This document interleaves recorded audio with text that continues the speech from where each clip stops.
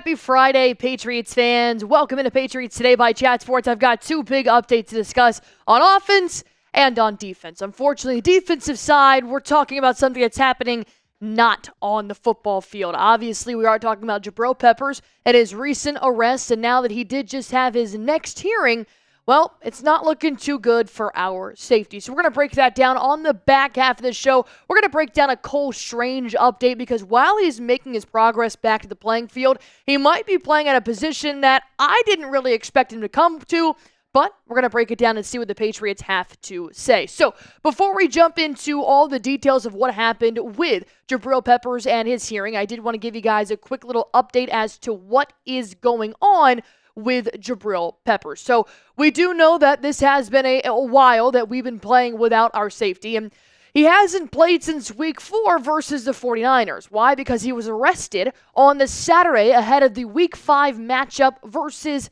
the Miami Dolphins. He's a 3-time Patriots captain, and then recently the Patriots invested in his future by signing a 3-year, $24 million extension this offseason. Now, it is to note, he is currently on the commissioner's exempt list, and he is still being paid while he's not playing football. So what was the most recent news to come out of this? Well, he did have a hearing on Friday where he did not appear in court. He did not have to appear in court, but this is what came out of Friday's hearing.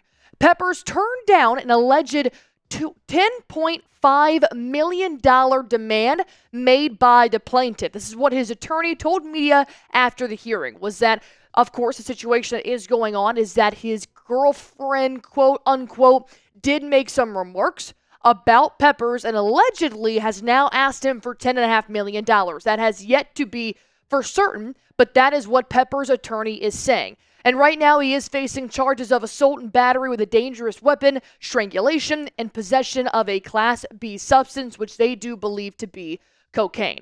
And now here's the interesting part, is that now Jabrill Peppers, his next appointment or hearing or court date is January 22nd. This will go to a jury trial, which we know can take a long time for this to have a resolution, as a jury trial can take upwards of months to be able to unfold what had happened on that night.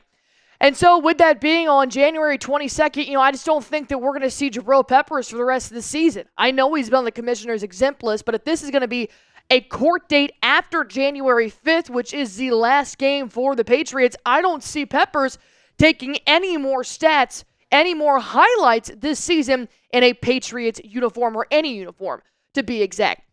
I know a lot of you guys have also asked me on mailbag questions about what I think about Jabrill Peppers' situation, and I don't really have an opinion on it because it's so outside of what I know. I know the NFL is dealing with it. The New England Patriots are dealing with it. But I do think that what the owner, the GM, and the head coach have to say about it does matter because, yes, while the NFL is investigating, this also reflects how the Patriots franchise looks. So Robert Kraft, he wanted to make a statement, and this was actually a couple months ago when he was originally arrested for this, but Robert Kraft went out here and said, look, when you read the thing initially, it turns your stomach, but we've learned, and I don't know the facts in this case, and Mayo called me, we spoke about it. Once he goes on the commissioner's exempt list, they do their independent checking, we're doing ours.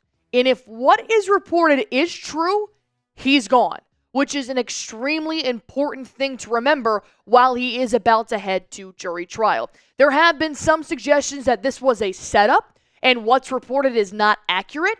I've seen in life that if someone will take any one of the three of you, you have profiles. Someone could set up something and say something if it's just not true. I've personally had that happen to me. And this is what Robert Kraft is now saying about the Jabrill Peppers situation. And I hear him. I completely agree with, if it's true, you're gone. Because there is no limit for that to happen in the NFL. There's no tolerance. It shouldn't be happening in the NFL or outside the NFL of what he is being accused of. But once again, it's an accusation. So we can't say whether this is true or not true at all. That is what the jury trial is for. But overall, this does put a damper on the New England Patriots season. And it feels weird, silly to bring this back to football. But overall, I do agree with Robert Kraft. If he did it, he's gone.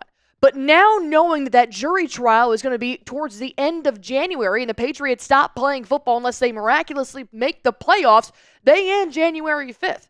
So I think we've seen the last of Jabrill Peppers, and we do hope that obviously he is not guilty because this is something that nobody should do. But I do think he has taken his last snap for the Patriots this season. But, maybe not forever. We have to wait and see what the verdict will be from that jury that does end up going to trial. So we're going to break down more of Cole Strange injury news here coming up in a second. But I do want to ask you guys this. What are your thoughts on the Peppers hearing? Now knowing that maybe there was a demand and money involved, maybe there's video out there, we're not sure, we haven't seen any video, but now that even Robert Kraft is saying, this could always be a setup, we never know. We just have to wait until the truth comes out. Let me know what you guys think in the comment section down below. And while you guys are doing that, I do want to bring up real quick our sponsor here on Patriots Today by Chat Sports. Let me tell you guys real quick about the #1 daily fantasy sports app in America. I'm talking about Prize Picks, baby. I play Prize Picks every single game day, and you guys should too. Why? Because number one, it's the easiest part of my day. All I do is pick between 2 to 6 players and just pick more or less on a player's projected stats, and I can win up to 100 times my money with as little as 4 correct picks, and you can too. Not to mention it's available in over 30 different states, including Cali, Georgia, Texas, and Florida, and the promotions. Man, oh man, do I love the promotions. Every single Tuesday is Taco Tuesday, 25% off of players' projected stats, or Friday, which I'm playing right now, Flex Friday, win or your money back up to $20 guaranteed. If you guys want to play and you're like, I don't really know where to start, well, let me go ahead and show you guys what I'm rocking with here. I got my Sunday's picks ready to go. I love Pop Douglas. I think he should be wide receiver 1 for the Patriots. I'm going to have him taking more on the 39 receiving yards with Drake May going up against Dolphins. And if you guys have been watching any football, you'll know that Derrick Henry likes to find his way to the end zone. I don't know why he wouldn't. That man is a bulldozer. So I'm going to take the more on Derrick Henry, the more on Demario Douglas. But if you're asking, Allie, what's that little green guy under Derrick Henry? That's a goblin. If you've watched football, you know Derrick Henry has found the end zone pretty much every single game, so it's more than likely going to happen. But my payout's just not going to be as much. If you see a red guy, that's a demon, which means it's not as likely for that to happen. Maybe Verdarian Lowe finding a touchdown. Not as likely to happen, but if it does happen, well, the payout is a lot more. So if you guys want to go ahead and test out your skills, that's the easiest part. Download the Prize Picks app.